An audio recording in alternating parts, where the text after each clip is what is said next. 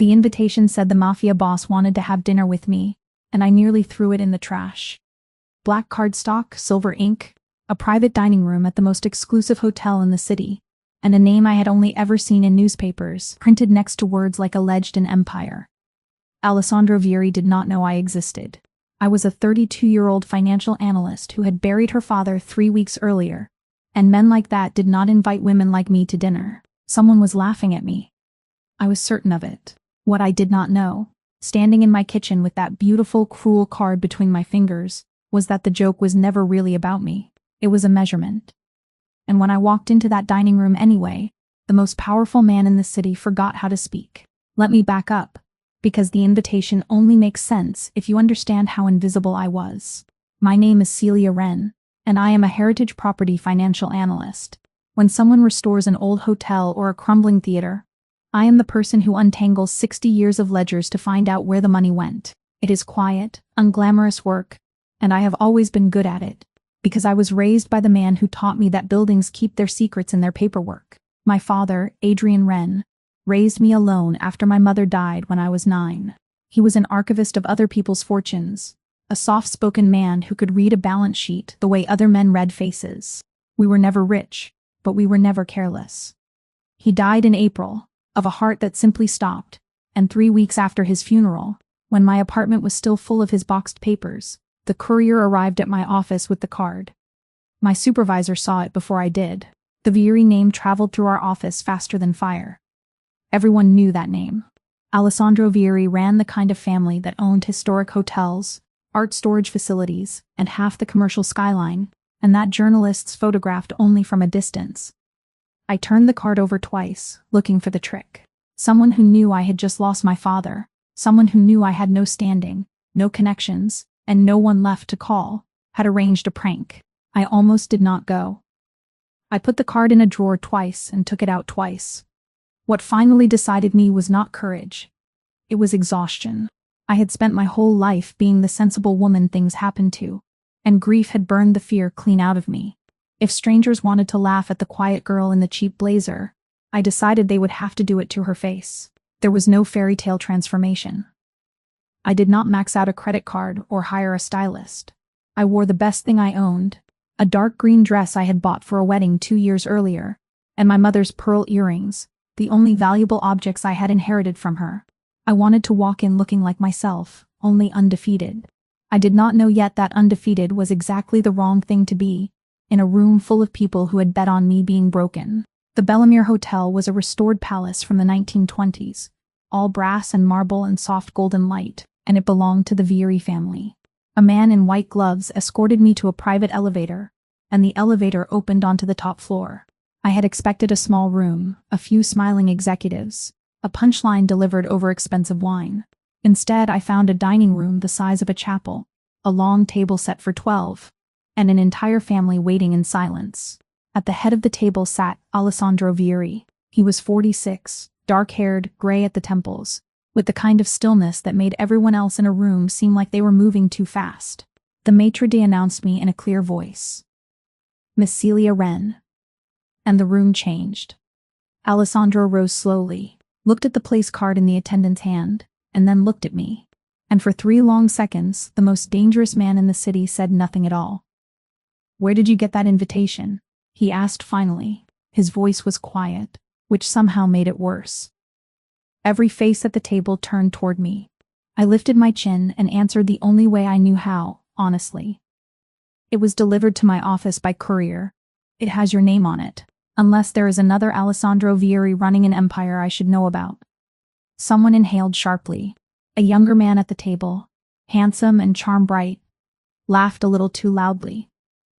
Alessandro did not laugh. He studied me the way my father used to study a ledger that refused to balance. And then he asked a question that turned my stomach to ice. "What was your father's name?" I told him. Adrian Wren. The silence that followed was different from the silence before. It had weight and direction. Alessandro closed his eyes briefly, as if confirming something he had hoped to be wrong about. And then he said, very quietly, "Sit down, Miss Wren, please." I sat. The dinner that followed was the strangest meal of my life. Courses arrived and were removed. The family watched me eat as though I were an unexploded device. And over the second course, Alessandro told me something that rearranged my entire understanding of my own father. Decades ago, his father, Salvatore Vieri, and my father had been business partners, not employees, partners, in the legitimate properties that formed the clean foundation of the Vieri fortune. I told him he was mistaken. My father archived buildings, I said. He audited them. He restored their records. He never mentioned your family, not once in my entire life. I said it with total conviction, and I watched Alessandro weigh my conviction and find it genuine. That was the moment, I think, when he first began to suspect that whatever game was being played at his table, I was not the one playing it. He sent for the family records before dessert. The man who brought them was Gabriel Vieri, the family's financial director, precise and gray-eyed and careful, carrying a leather document case like a surgeon's kit. Inside was an ownership agreement, signed by Salvatore Vieri and Celia Wren, dated years before I was born. My father had retained a 40% share of the original partnership assets. He had never sold it. It had never been dissolved. And on his death, everything he held had passed to his only heir. I read the document 3 times. The room erupted around me while I read. Bianca Vieri, Alessandro's 64-year-old aunt, a woman carved entirely out of authority, said the word convenient as though it were evidence. A document surfaces weeks after the old man dies. Matteo, the charming cousin who had laughed too loudly, suggested forgery with a sympathetic smile. They were so fast, so prepared, so aligned, and I noticed Alessandro noticing it. Because here is what I understood, sitting at that table with my father's signature in my hands. The invitation had never been a joke about a grieving nobody. Someone in that room had known exactly who my father was, and had wanted me in that chair, under those lights, to find out whether I knew it too. The dinner was a test. The humiliation was supposed to make me careless. Instead, it had made me calm. Alessandro ended the evening with an offer. He named a figure that would have changed my life. A settlement. A check. A clean and quiet goodbye. Sign the share over, Miss Wren, and this never needs to become unpleasant. I looked at the most powerful man I had ever met and told him no. I do not want a check.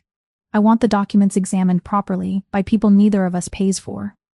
The joke had ended. Something far more dangerous had begun. The weeks that followed taught me that Alessandro Vieri had not inherited an empire so much as an audience. His aunt performed wisdom. His cousin performed loyalty. His financial director performed diligence. And he had ruled for years inside a theater where every face was rehearsed. He told me once that my arrival at that dinner had been the first unrehearsed event in his house in a decade. A woman who was not performing anything, holding a document that proved everyone else had been performing for 30 years. I, meanwhile, was learning the shape of the legitimate empire. And it was more beautiful than I expected. Historic hotels restored with genuine care, storage facilities where the city's museums kept their treasures, commercial buildings whose tenant records read like a history of the town itself. Whatever else the Vieri family was, the clean foundation my father had helped build was real. And I understood, walking those marble corridors with my access badge, why he had never been able to let it go. The family had factions. Matteo and Bianca were not the whole board. There were managers and longtime staff who had known my father by name, and some began appearing in doorways when I walked past, with the warmth of people who had waited a long time for the Wren share to have a face again. An elderly concierge at the Bellamere took my hand one morning and told me my father had once found the error that saved his pension. Paper is patient, but so, apparently, is gratitude. Bianca summoned me privately to a sitting room full of portraits, to try the oldest move in any family's book. She offered me belonging instead of ownership, a position, a title, a tripled salary, and the family's implied embrace, if I let the agreement rest as it had for 30 years. She said the word family the way other people say settlement. I thanked her for the tea, and told her my father had already been offered silence once. I was not selling mine at a higher price. That meeting frightened me more than Matteo's traps, because it revealed the family's real strategy. They were not trying to defeat me anymore. They were trying to absorb me, to make me comfortable inside a structure where my claim would be managed by the same hands that had hidden it. I told Alessandro about the sitting room, and watched him grieve something. Then he said, "My aunt offered you the family's hospitality as an alternative to your rights. That is not generosity, Celia. That is annexation. That month, Without either of us deciding it, our working dinners stopped being about work first. We still reviewed the Valcourt's troubles and the examiner's reports, but the documents began closing earlier, and the conversations began running later. He asked me about the buildings I had saved. I asked him which hotel his father had loved most. We were two people who had both been raised by the dead, comparing inheritances, and it did not feel like courtship. It felt like meeting someone who read the same language. I should be clear that I resisted it. My weakness had always been assuming powerful people want something. And Alessandro Vieri was the most powerful person I had ever met, sitting across from me at a moment when my documents made me useful to him. I questioned my own judgment nightly. Was this respect, or was it acquisition wearing respect's clothes? It took me months, and several pieces of evidence, before I believed the simpler truth. He was not collecting me. He was choosing me. While I was learning the shape of that empire, the formal examination ground forward. It took a week, and by the fourth day the original file had vanished from the Vieri archives. Gabriel reported the loss himself, in a voice so carefully neutral it sounded rehearsed. The folder my father had signed decades earlier, the single document anchoring everything, was simply gone from a climate-controlled room that required 3 people's clearance to enter. The timing was elegant. Without the original, my copy of the signatures meant almost nothing. I did not panic, because my father had spent 30 years teaching me how his mind worked. In his empty study that night, I remembered being 17 and watching him feed papers into a fireproof cabinet in our hallway. When I asked why he kept duplicates at home, he smiled and said the safest archive is the one nobody knows exists. He had called it his second spine. If the Vieri agreement had ever mattered to him, a copy of it lived in our hallway. The cabinet was still there, hidden behind a false panel beneath coats and umbrellas. Inside, wrapped in oilcloth, was a notarized duplicate of the partnership agreement, dated the same day as the original, filed with a county clerk whose stamp nobody could erase. My father had known, 30 years ago, that this document would someday be dangerous. He had not told me about the Vieris, but he had made absolutely certain I would be able to prove myself without them. I did not bring the duplicate to Alessandro. I brought it to the independent examiner we had both agreed on, and only afterward did I sit across from him in his office and tell him what I had found. When I finished, he said something I did not expect. You are not chasing money. You are defending an archive. Your father preserved this for a reason, and you intend to find out why. He had understood me completely, and we both knew it. Then he told me the truth about the dinner.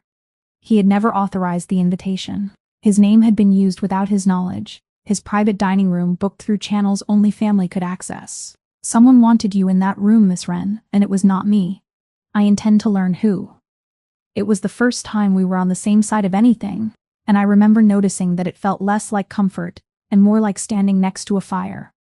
The trail took him 3 days. The invitation had been commissioned by an assistant in Matteo's office, paid for with Matteo's discretionary account, delivered by Matteo's usual courier service. Confronted, Matteo did not deny it. He called it a harmless dinner. She was never going to come, he said with that bright, blameless smile. We simply wanted to know if the girl understood what her father's papers contained. Curiosity, Alessandro.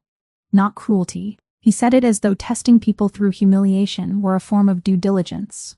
I was in the room when he said it, because Alessandro had insisted I be present for any conversation that concerned me. So I answered Matteo myself. Anyone willing to humiliate a stranger to extract information has already told you what they are afraid of. The smile came off his face slowly, like paint being stripped. Alessandro said nothing at all, but he did not look away from his cousin, and I understood that something in that family had just cracked. Alessandro's next move surprised everyone, including me. He offered me a professional engagement. Evaluate the Valcourt, one of the family's historic hotels, a beautiful 19th century property that had been losing money for 6 consecutive years. It was a test, openly stated. He wanted to see whether my father's daughter had inherited more than documents. It was also, though neither of us said so aloud, a reason for me to be inside the building legitimately, where the family could not pretend I was trespassing on their affairs. The Valcourt's books were a masterpiece of quiet sabotage. The hotel was not failing. It was being failed. Its largest expense was a maintenance contract with a facilities company that charged triple market rates for services the ledgers showed were rarely performed. The facilities company was owned, through 2 holding layers, by the Vieri family office. Money was leaving the Valcourt through the front desk and returning to the family through the back door. 6 years of losses had been manufactured, invoice by invoice. I laid the whole structure out in a 20-page report, and I made one mistake. I told Matteo, proudly and stupidly, at a family business meeting, exactly which clauses I intended to renegotiate. 2 weeks later, a revised maintenance contract appeared in circulation with my approval signature attached to it, authorizing everything I had condemned. My signature. My initials on every page. For one sickening moment, sitting in that meeting while Matteo slid the document across the table, I wondered if I had signed something in my sleep. Then I looked closely, and my training saved me. The signature was flawless, but the document was not. Every genuine contract the Valcourt had issued for a decade used the same numbering format, the same clause order, the same footer. This revision broke all 3. Someone had rebuilt the document from pieces and stitched my approval into it, and they had been careful about the penmanship and careless about the paperwork. I explained the inconsistencies in front of everyone, page by page, while the room went very quiet. Matteo recovered first, suggesting I had invented irregularities to discredit a contract that limited my ambitions. She produces chaos, then offers to fix it, he told Alessandro. Each crisis makes her more necessary. Ask yourself who benefits.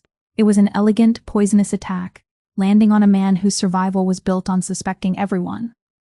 Alessandro did not defend me. He ordered an independent forensic review, looked at me, and said, "If you are wrong, Miss Wren, this ends here." I told him that was fair, and I meant it. The review took 10 days and confirmed every word. The signature had been lifted from my engagement letter and transferred mechanically. The body had been assembled from 3 contract templates, 2 traced back to files maintained by Gabriel's department. Alessandro read the findings alone. And then, I learned later, sat for an entire evening thinking. The next morning he told me the result himself, and something quietly astonishing. I have trusted these people with information for 20 years. It never occurred to me to verify any of it. The Valcourt contract trap had consequences I did not fully see at first. Once the forgery was confirmed, every document in the legitimate businesses became suspect, and every manager who had ever smiled at me across a conference table began choosing a side. I was no longer a guest at the edges of the empire. I was a problem the empire had to process, and organizations process problems the way the body processes a splinter. Gabriel's department went quiet in a way I recognized from my own profession. When analysts stop finding errors, it is never because the errors are gone. Reports that had been late for years arrived early. Explanations that had been evasive became fluent. The family was sandbagging, presenting a polished surface while something underneath repositioned itself. I noted the change and said nothing, because my father taught me that the person who announces what she has noticed loses the advantage of having noticed it. Alessandro noticed it too. He began doing something he admitted he had never done in 20 years. He read the reports himself. He told me this over dinner at the Bellamere, almost as a confession. "I built a machine that ran on trust," he said, "and I called the trust loyalty. You arrive with your father's filing habits, and in 4 months you find more than I found in 2 decades. There was no self-pity in it. I was watching a powerful man discover the cost of his own comfort. During that period he began asking me about my father, not about the partnership, not about the documents. About the man. What he had been like at breakfast. What he had believed about money.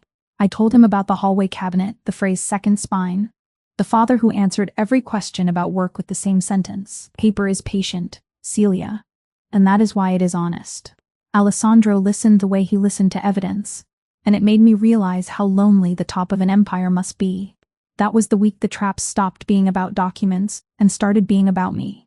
I had been given oversight of the Valcourt's renovation budget, and in the middle of the work, the property was hit with a compliance crisis. A city inspection, triggered by an anonymous complaint, found the hotel's fire suppression certification had lapsed 11 months earlier. The renovation was frozen.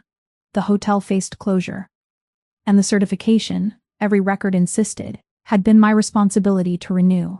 The compliance trap at the Valcourt, when it came, was therefore not a surprise in kind, only in craft. It targeted the one thing no amount of family maneuvering could dispute, my professional competence. And it was designed to destroy it publicly. The frozen renovation, the altered certificate, the anonymous complaint. Every piece was built to produce a single headline inside that family. The Wren girl is not her father. She is a liability wearing his name.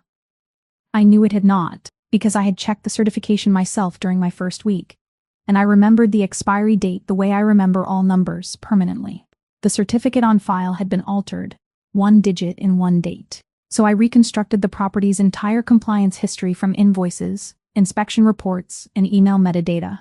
While I reconstructed the compliance history, I learned something about working beside Alessandro Vieri that no ledger could have told me.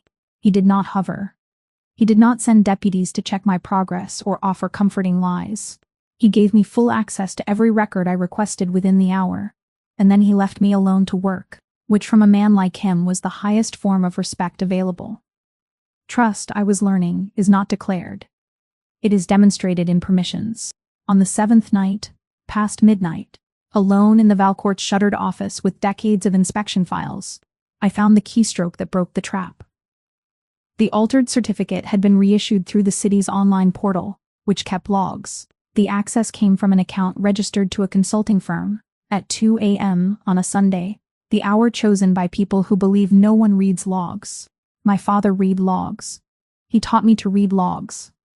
At 2 a.m. on a Thursday, I was my father's daughter completely. The complaint, I eventually proved, had been filed by the same consulting firm the logs had named, retained months earlier by a company whose director was Matteo's brother-in-law. The failure had been manufactured so that I could own it. Had the hotel closed, the family would have had proof that Adrian Wren's daughter was a liability, an amateur playing at power, and the settlement offer would have returned, smaller and heavier with pressure. It was the first time I saw him angry, and his anger was the quietest thing in the room. He read the exhibits without expression, and then he said, "Someone inside my family spent money and effort to make you look incapable, not to beat you. To make the family believe you were already beaten." He understood the trap's true purpose before I finished explaining it. The target was never the hotel. The target was his perception of me. That realization mattered more than the trap itself, because it meant the family had begun treating Alessandro's judgment as a resource to be managed. They were no longer hiding the agreement from a stranger. They were managing their own boss. "You see what this means," he said to me, and it was not a question. I told him I did. Whoever was doing this believed he could be steered, and people who believe Alessandro can be steered have already decided he is weak. Then he asked me the question I had been waiting for someone to ask. "What do you want to happen now?" I remember that moment clearly, because it was the first time anyone in that family had asked what I wanted instead of telling me what I would take. "I will protect what is mine, with evidence, and I will win. But understand this. I will not become dependent on your protection. The day I need you to rescue me, your family has won, because they will have made me weak, and weakness is the only verdict this room respects." He was quiet, then said, "My father used to say respect is the only currency that never devalues. I believe Adrian Wren's daughter just said it. Something shifted between us. Not romance. Something more dangerous. Trust. I want to be honest about what I felt that month, because I could pretend here to be fearless, and I was not. I was a woman with one folder of inherited documents standing against a family that had owned a city's skyline for 2 generations. Some nights I sat in my father's study and did arithmetic on my own odds, and the arithmetic was never comforting. What kept me going was not confidence, but a stubborn certainty that the paper was on my side, and paper is patient. Bianca made the family's final move in June, and she made it formally. Through counsel, she filed a challenge against my inherited ownership, arguing that my father's share had lapsed through decades of non-participation, that a claim ignored for 30 years was a claim abandoned. It was a serious argument, delivered by serious lawyers, and for the first time, I was genuinely afraid. Documents could prove the agreement existed. Proving my father had never surrendered it was harder. He was no longer here to explain his silence. Bianca's challenge was served on a Tuesday morning, and I remember the day because I had planned to spend it reviewing the Valcourt's reopening budget, and instead I spent it reading 40 pages of legal argument designed to erase my father from his own life's work. 40 pages, every one of them polite. Every one of them aimed at the same conclusion: that my inheritance had expired unnoticed. The filing was beautifully constructed. It did not claim the agreement was false. It claimed the agreement had died of neglect, that 30 years of silence from the Wren family amounted to surrender, and that the law should recognize what the family had long assumed. It was, I had to admit, the most honest attack they had made. It said openly what the traps had only implied. Alessandro's response to the filing told me more about him than any dinner conversation had. He did not offer to make it disappear, and he did not promise me victory. He told me, plainly, that the family had the right to challenge, and I had the right to answer, and that he would not stand between the two. Then he added, "But I will stand beside whoever the documents support." It was the closest thing to a declaration he could make, and we both understood that. The weeks between the filing and the hearing were the hardest of that entire year. I worked through my father's papers nightly, and the deeper I went, the more I grieved him, because every folder showed he had fought half this war alone, in silence, without telling me. I found myself angry at him for the first time since his death. He could have told me. He could have handed me the truth while he was alive, instead of leaving it in a hallway cabinet like a debt. I said this to Alessandro one evening, and his answer rearranged my anger. He was an archivist, he said. Archivists do not tell you what the papers mean. They make certain the papers survive long enough to tell you themselves. Your father did not leave you a debt, Celia. He left you a library and trusted you to read it. It was the first time his use of my first name felt like it belonged to me, and I was quietly furious at how much it steadied me. That silence was the family's whole case. Why had Adrian Wren never collected, never attended a meeting, never exercised a single right? I knew my father, and I knew the answer had to exist somewhere in his papers, because he had never done anything without a reason written down somewhere. So I went home and opened the last sealed box from his study, the one I had been avoiding since the funeral, the one labeled in his handwriting with my name. My father had left me an archive built for exactly this war. Correspondence between him and Salvatore Vieri, year after year. Letters showing the partnership had not lapsed but been deliberately parked until their successors were ready. And at the bottom, a signed letter from Salvatore, dated 6 months before his death, acknowledging the share and apologizing that some of his family found it inconvenient. My father had not been silent. He had been patient. There is a difference, and the letters proved it. But the letters did something else. They proved that Alessandro's father had knowingly accepted the agreement, and they forced a question I had not wanted to ask. If Salvatore had reaffirmed the share in writing, how had an entire family spent 30 years pretending it did not exist? The answer was in the money.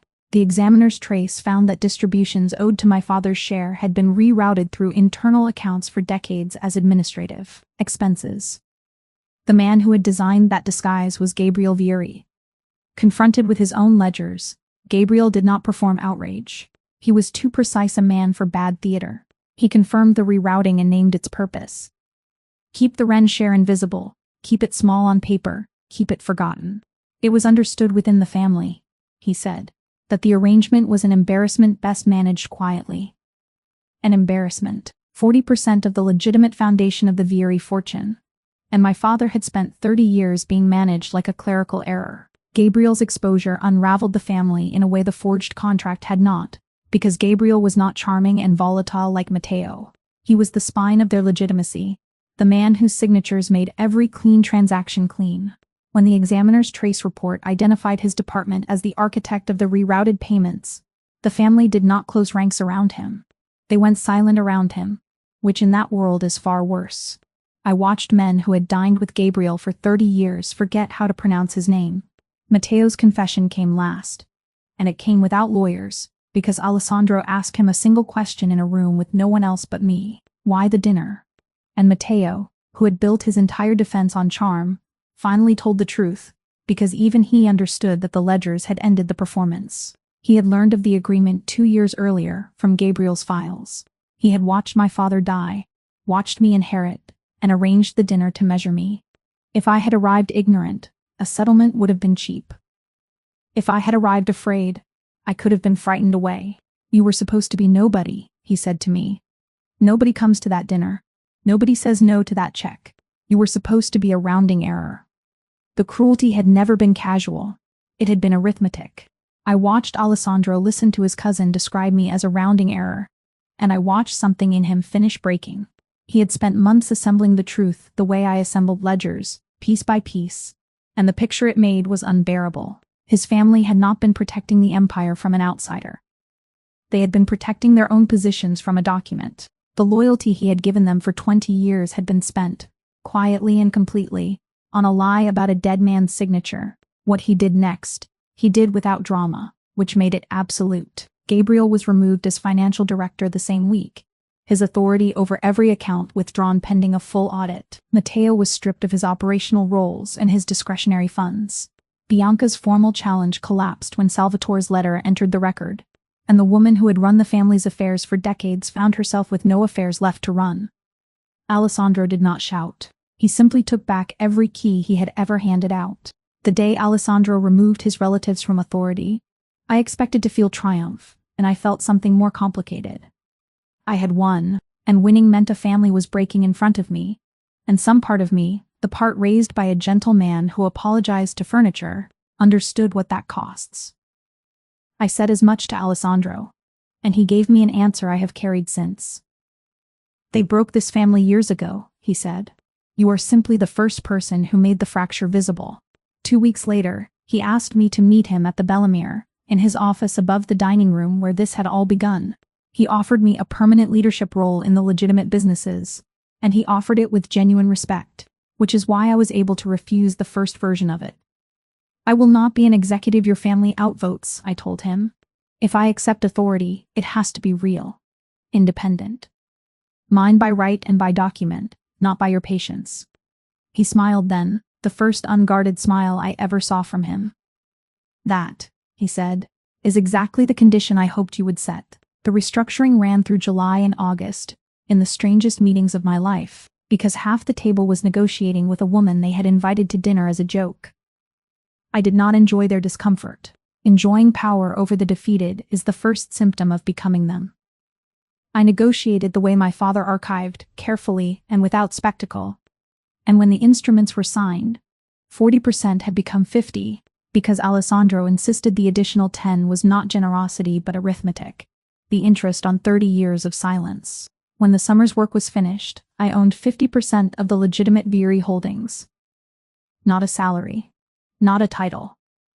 Half of the hotels, half of the art storage facilities, half of the commercial properties, with equal decision-making power written into instruments, no cousin could alter and no aunt could challenge.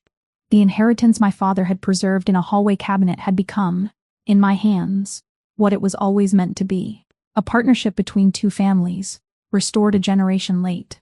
I should tell you about the love, because by then it was no longer a subordinate clause in the story. It had not arrived at the dinner, or in anyone's imagination. It had arrived in fragments, in the way he listened to evidence before he listened to anyone's opinion, in the way he never once asked me to be smaller for the comfort of his family. In the evenings we spent reconstructing the Valcourt's future until the hotels were just an excuse to keep talking. I had spent my whole life assuming powerful men always wanted something. He had spent his whole life being told the truth only by people who were paid to. We were each the first exception the other had ever met. The love, when I finally admitted it to myself, arrived the way my father's truth had arrived, quietly and with documentation. I noticed I had stopped preparing for our meetings and started anticipating them. I noticed his rare, unguarded smile had become something I engineered conversations to produce.